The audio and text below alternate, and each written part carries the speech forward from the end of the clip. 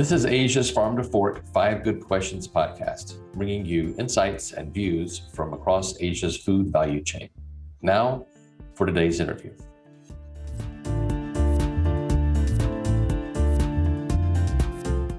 Hi again, everybody. I'm Duke Hip, host of Asia's Farm to Fork 5 Good Questions podcast. And thanks for joining us today. We've got another great guest with us today, Mr. Rob Hulme, CEO and Group Director with the Boralis Group. And Boralis Group is an agribusiness advisory group focused on sustainable food systems.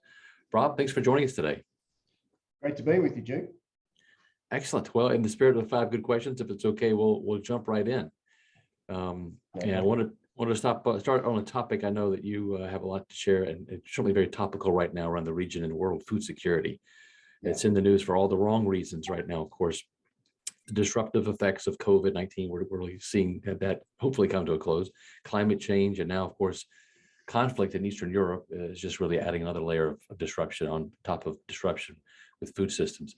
And it really has, unfortunately, spurred more of a reactive protectionist wave of food-related policymaking, among other things. We're seeing that play out here across parts of the region. I'm wondering your thoughts maybe on that trend and any advice you might have for policymakers in Asia who have tempted to take that road. Yeah, look, obviously it's topical at the moment. There's a lot going on. It'd be fair to say, we had a flavour of it with the onset of COVID from 2020. And back then I wrote a paper, looking at, the impacts of COVID on fragile supply chains and food systems. And at that point in time, we were sort of reflecting on, is this something that was a black swan event, or is something that it's come totally out of the blue, or should we have been predicting something, with global food stocks and countries or continents such as Africa who rely on food supplies from major producers like Russia and Ukraine. And of course, in the meantime, now we have this conflict. So we sort of have this, what you could say is a perfect storm of conflict and impacting this really long supply chain. And so we see that manifested in, exports being blocked. We see it just recently on our back doorstep here in Malaysia with chicken. We had it previously, not so many months ago, with palm oil out of Indonesia. We've got wheat out of India. And so, typically, and as you would expect, sovereign countries are looking to shore up their food security and their food supplies. In the meantime, what it has done is it's caused a rethink around vertical integration of production and processing systems in particular, and looking at mitigation responses to shore up supply chains.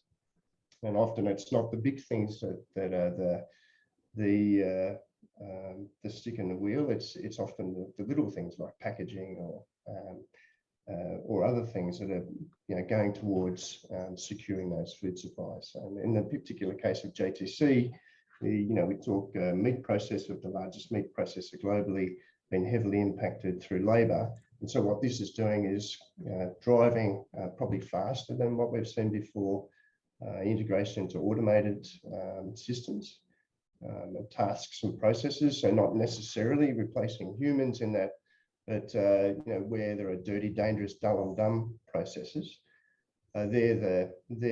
that's where machines and automation have a particular role to remove and to make that process more efficient. In Australia, we see vertical integration into urea production facilities, domestic production facilities, with an aim to produce green urea through hydrogen.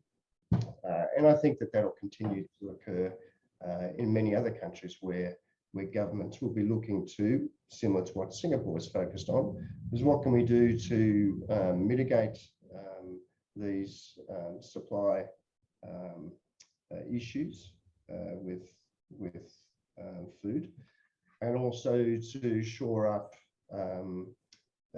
relationships with strong trading partners. So, if we think about governments and policy frameworks attracting capital into and attracting investors, excuse me, rather into those countries to invest. It's obviously providing an attractive investment environment to make those investments, long-term investments. But it's also thinking about, well, how do we leverage the strengths of particular countries when it comes to food production and food supply chains. And so we see strong strategic partnerships, for instance, between Singapore and Australia and the Comprehensive Strategic Partnership. And you could argue that whilst Singapore doesn't necessarily have a large landmass for production, and it has capabilities in technology, and we see this progressive regulatory framework in the move towards cellular chicken. And so that was a world first, and Singapore put a stake in the ground and said, no pun intended, that we intend to invest in this segment of the market to grow alternative proteins. That's not to throw other proteins under the bus, but it's actually to diversify our sourcing of food supply. So diversity, investment, vertical integration, are going to be the catch cry, not just for the next year. I'd say that's going to be a midterm investment play. Excellent. Thank you for that. It makes a lot of sense. And of course, the second question, I'm thinking about sort of maybe the most important part of this whole equation, which is, of course, the farmer. And thinking in Asian terms, thinking about here in Asia, of course, that means, of course, the smallholder farmer. More smallholders here in Asia, smaller size farms anywhere in the world. So a lot of unique challenges come along with that, as far as you said before, ensuring the sustainability and resiliency of the food systems. It all starts here on the farm. What do we need to be thinking about as far as stakeholders' perspective and role that we play in making sure that these smallholders have what they need to be successful and to meet the many challenges that they're facing? Yeah, it's a really good question. I know there's been a lot of focus in my previous career with Bayer over those 26 years, and my time in Asia, in Vietnam, Cambodia, and then in China as country head, and then in Singapore. Typically a large focus on what can we do to transfer, in terms of technology transfer through to growers. And whilst there's a lot of focus in and around, and we were focusing on digital farming systems and the integration of drones and drone technologies, in particular in China, they were typically with a practical outcome in mind. So if you think about drones and that dirty, dangerous dull and dumb process, and replacing, walking or plodding through a paddy with a backpack sprayer or with a gang sprayer, covering yourself in chemical, drones offer a much more precise, faster, more efficient method of application. Notwithstanding that you have to develop formulations that are specific to that application, but we have that know-how. You could argue that smallholder farmers are not in a great position necessarily to invest in leading edge technology as early adopters. But one way they can access new technology is through chemistry. And so if you think about older chemistry, which can be typical of a smallholder farming crop production system, older chemistries which we know that are less environmentally sustainable and have less efficacy, are still being used quite broadly because they're cheap. And so moving from a cost to price to value equation for farmers, broadening the window of application, reducing the number of applications, reducing or being within MRL windows for produce to make sure it's safe for consumers is going to be the number one priority. So if we think about smallholder farmers for Asia in particular, and Grow Asia have done a great job of highlighting through the digital learning series, elements of whether it's microfinance or whether it's drones or on-farm decision support systems that can help smallholder farmers.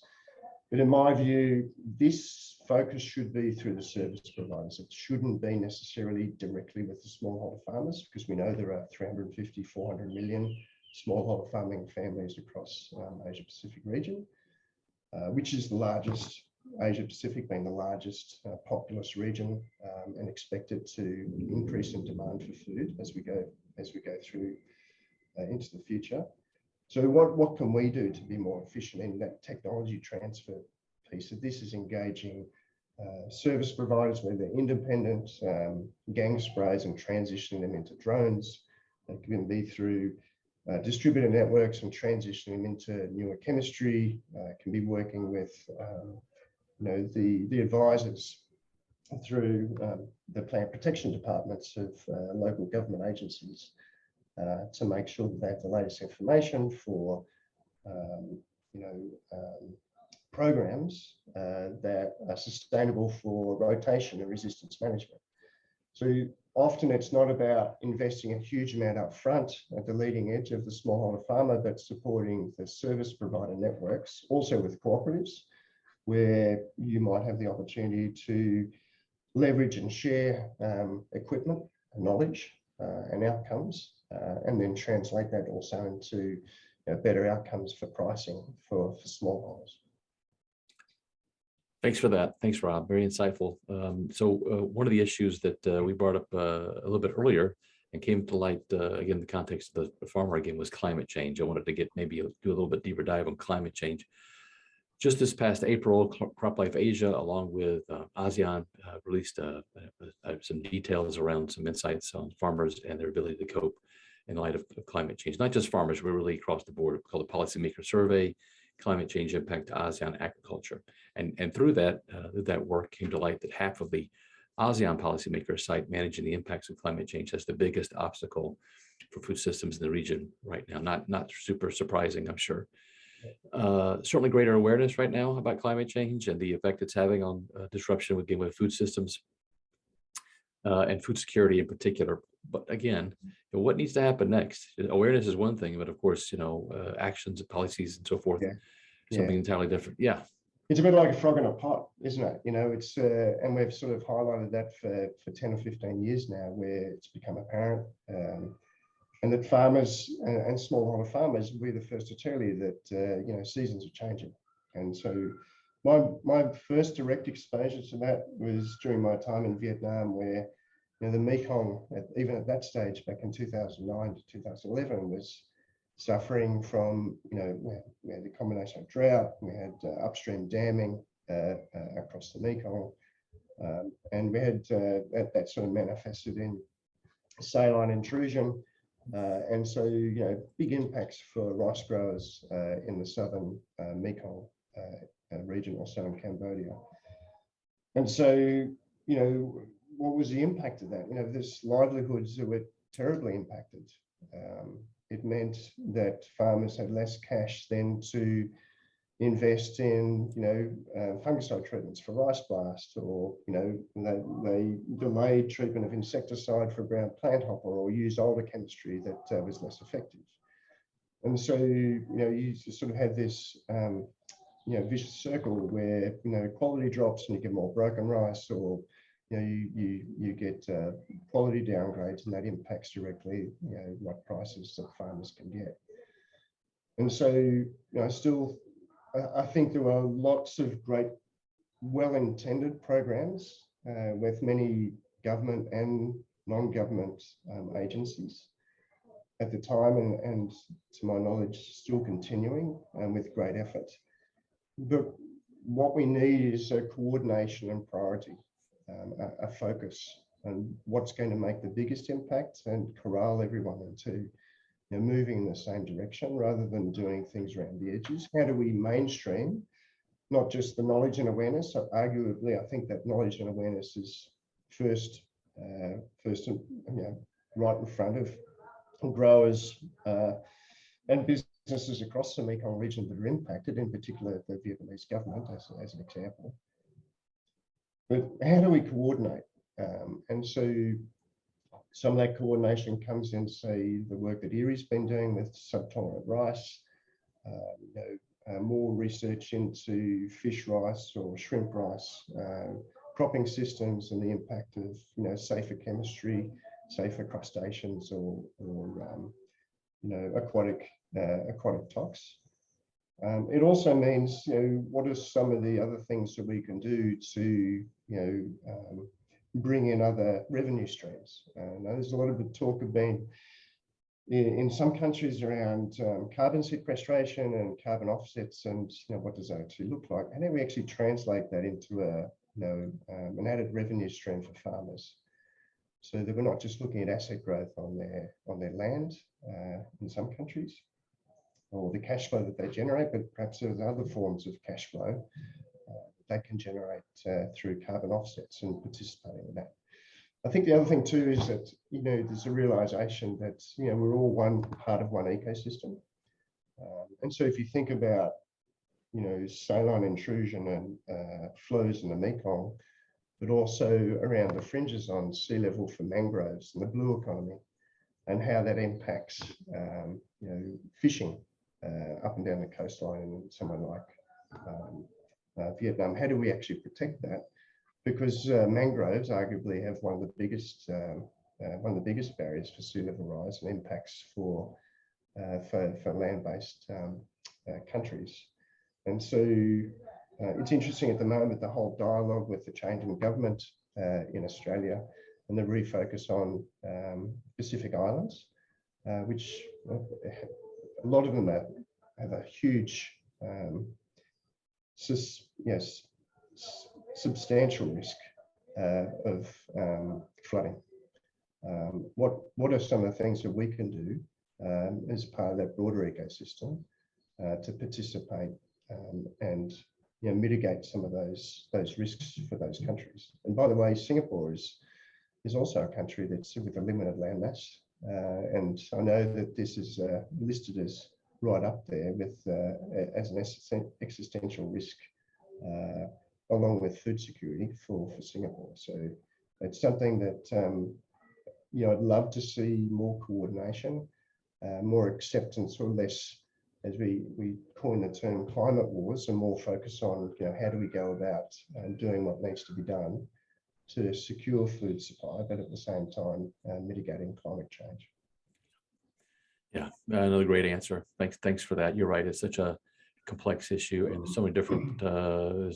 It's here, and the farmers are really grappling with that now, and the role of innovation is going to be. And by the way, I think the solution in that lies somewhere in between enterprise or business and government regulatory frameworks. Governments providing the incentives for the shift to, say, renewables. But at the end of the day, great examples in recent times of significant investors like Mike Cannon-Brookes and the current play out with AGL, which is a traditional company in Australia focused on coal-fired power generation, and the transition towards what does that mean? How can we take advantage of that and leverage our capability and capacity to drive a better baseline for renewables? And we see that with the Sun Cable project for the solar project for delivering power to Indonesia and Singapore coming out of Australia. So I think a regional focus is a really healthy approach, and I'd like to see coming from that much more tangible actions and things that we can do as a business community to drive that scale. Excellent. Thanks for that, Rob. Well, something you raised there triggered in my mind climate change, huge challenge, but of course, something the Boralis Group, and of course your experience, your history as well, working within the idea and promoting sustainability, right, and food production and food systems, and it's so much more than a buzzword. It's really grown in our awareness, but also clearly in the mandate to not only grow more food, but to do so sustainably, and that same sort of spirit. I think there's sort of a misunderstanding in many cases of food production, driving food production, and also resilient and sustainable food production maybe are mutually exclusive, and that's just, of course, not the case at all. No. And innovation has a huge role to play with that. This is an area I know you're very passionate about. You have a lot of experience with. Maybe you can share a little bit more about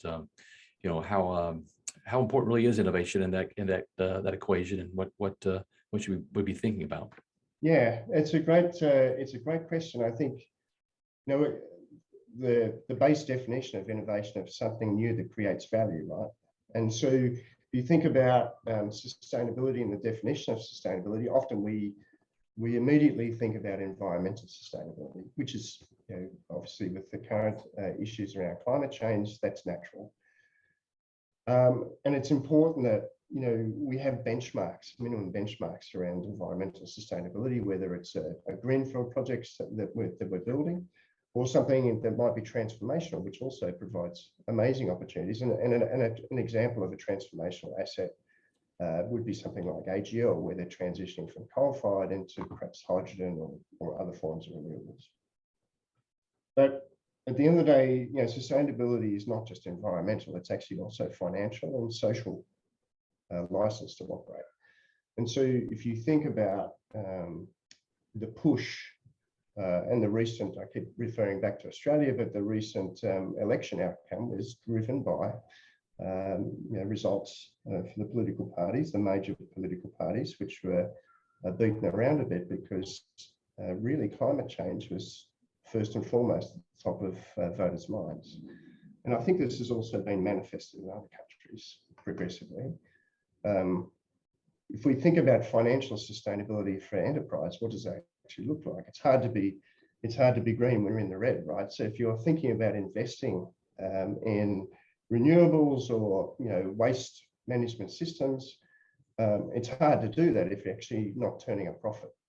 And so thinking about a holistic approach, which is our approach at the Boralis Group, is what are the things that we can do to partner with enterprise, and in particular with private equity, to build safe, secure, sustainable food systems, acknowledging that scale and concentration of you know, modern food production systems by the very nature needs to be large and efficient in order that we don't impact other resources, land, water, environment resources, by being less efficient. So we have to be more efficient, even more efficient with what we're producing, and be mindful of the fact that we need to draw a red line around deforestation. I know that's topical in other parts of the world, also here in Asia.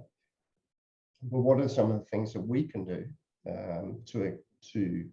to drive financial viability or financial sustainability, at the same time having social license to operate for the business?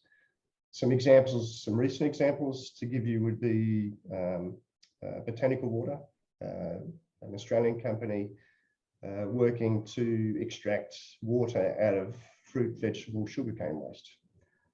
So roughly 3 trillion litres, we think globally, is basically dumped of water. And if we see the examples of what's going on in the US with a mega drought and restrictions around hydro power generation because of low dam levels, it's also something that we've experienced also in Asia. So we think about waste as a resource. It's something that we're hugely focused on because we think that's half of the equation around food security. So that might come from another project we have together with the Singapore government and a really progressive company here called TRIA, together with partners in Yara out of Norway, is developing fertilizer, commercial grade, high analysis fertilizer solutions out of food waste and out of animal waste. And so these are more focused on hyperlocal food production systems. So here in Singapore, it would be helping address food waste. It would be creating carbon offsets, but it would also be harvesting nutrients out of the digestate from anaerobic digestion to extend feed back into the food production system here in Singapore. And a byproduct of that is providing Singapore growers here with an incentive to differentiate or create a value proposition around their product versus, say, other food that's being imported from other countries. And another example would be thinking about efficiency. So what are some of the things that we can do to drive efficiency in operations. So a company we work with, DCX Group, created a blockchain-enabled platform for trading rice, fertilizer, pulses, or other grains. And the whole focus of this is to remove the default between the seller and the buyer to create more transparency on pricing, but also to mitigate the risk for shippers and insurance companies and banks, finance agencies, to mitigate the risk of that transaction. And so that's about taking costs out of the system and hopefully redistributing some of that profit or then that value back to farmers. That provides them with more choices in the market. So there are many examples of amazing solutions have been developed. I think, I'm often asked about, what's your view on ag tech? Where is it heading?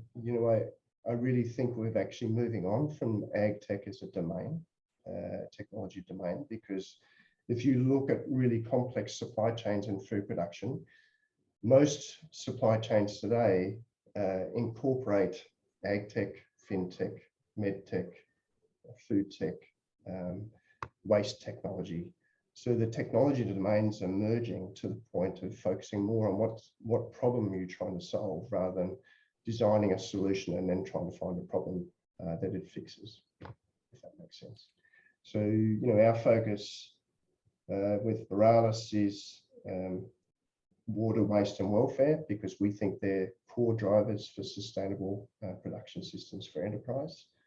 We also have a focus around, what can we do to help businesses scale? So whether they have an existing operation in another country, how do we take a company like data farming, where we're working with a great company out of Australia, working with decision support systems, how do we actually bring that into Asia and adapt that into Asian cropping and plantation platforms? So we really enjoy working with progressive companies that are ready to scale, and also putting them in a position where investors are ready and willing and able to invest in them and help them scale. Thanks for that. One of the things that you said just stuck in my head, and I think it's a very good point. It's lost the common thread, maybe among all those, the value proposition that you mentioned. It's got to be there, so that in fact the sustainability is sustainable, right? And that there's adoption, and that everybody has a stake in this to move it forward. That's it. Yeah, everyone's got a stake, and the other piece, the third piece, typically we talk about people, planet, profit. The people part, the social license, the awareness on social media and in mainstream media of companies and calling companies to account. And so boards increasingly are more exposed. Boards should be more aware of their fiduciary responsibility, but also when they're signing up, for instance, for carbon offsets, how are they going to account for that, or how are they going to audit for that, for something that may be a long-term commitment? So I think investor groups are requiring boards to be more accountable to environmental pledges, and moving away from greenwashing, which is like typically a once a year annual report. Look how good we are. We did this approach, more to integrating waste or renewables into their business processes, and being able to demonstrate the impact of that in the longer term. So making long-term commitments, I think the companies that are going to do really well are being able to demonstrate that long-term commitment. Yeah, makes sense. Well, Rob, we've come to the last question, and usually at this point, we've and in this case certainly as well, we've covered a lot of tough topics: climate change, sustainability, food systems challenges, resiliency in the wake of a lot of issues right now playing out globally. Would ask, maybe you take a look in your crystal ball and think about the next 5-10 years. Is there something really positive, some big development you'd say has got a good chance of coming to pass? If you're forecasting the next 5 or 10 years, what's something you think is on the horizon that's going to be a game changer?